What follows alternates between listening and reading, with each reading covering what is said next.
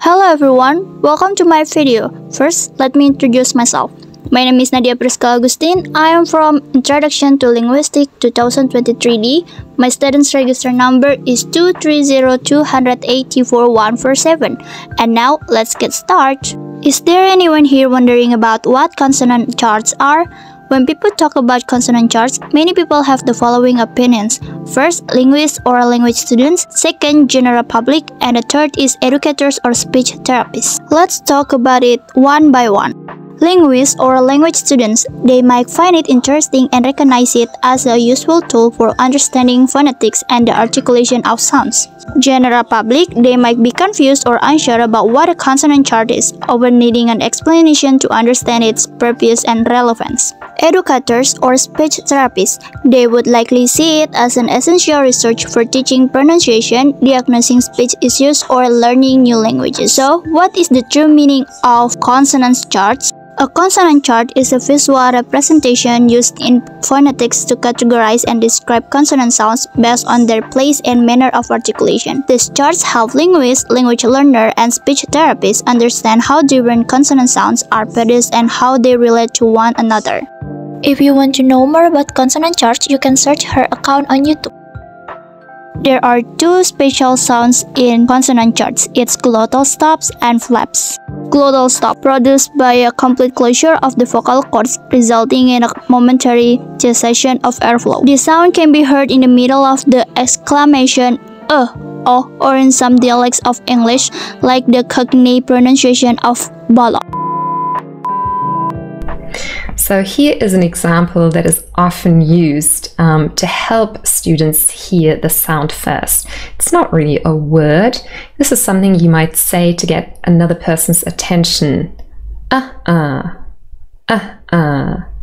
So if you just say it with me, you can hear a bit sort of a sharp, scratchy sound at the start.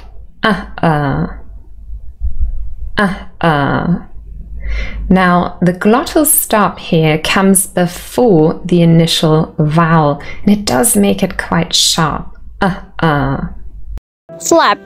A quick single tap of the tongue against the alveolar ridge. In American English, the T and D in the words like butter and leather are often pronounced as a flap, making them sound almost identical. So we have an example finally. We have the word water. Now there's a T sound in the middle. You can see we have a vowel first, then a T, and then we have a final vowel. This is our schwa at the end. However, in North America, for example, when somebody uses this word within a sentence, it will usually sound different. It will sound like this: water, water. So the T has changed and became a D. A very light tap. It's not the same as the D. It's shorter and it's a little bit softer and lighter, and it becomes its own sound really. So, how to use a consonant chart? First, identify sounds. Use the chart to identify where and how a sound is produced. For example, if you're learning a new language and encounter an unfamiliar consonant, you can refer to the chart to see its place and manner of articulation.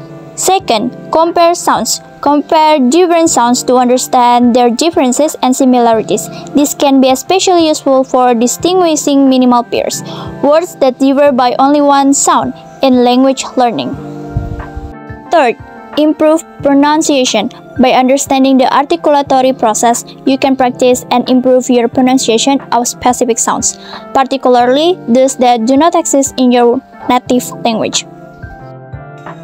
Fourth, speech therapy. Speech therapists use consonant charts to diagnose and treat speech sound disorders by identifying which sounds a client struggles with and devising targeted exercises.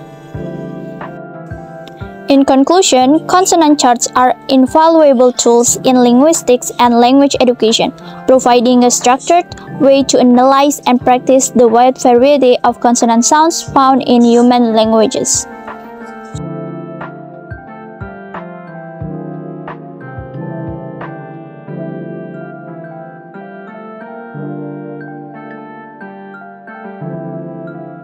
you for joining me on this exploration of consonant charts, and I look forward to further discussions and discoveries in our shared pursuit of knowledge. Bye bye!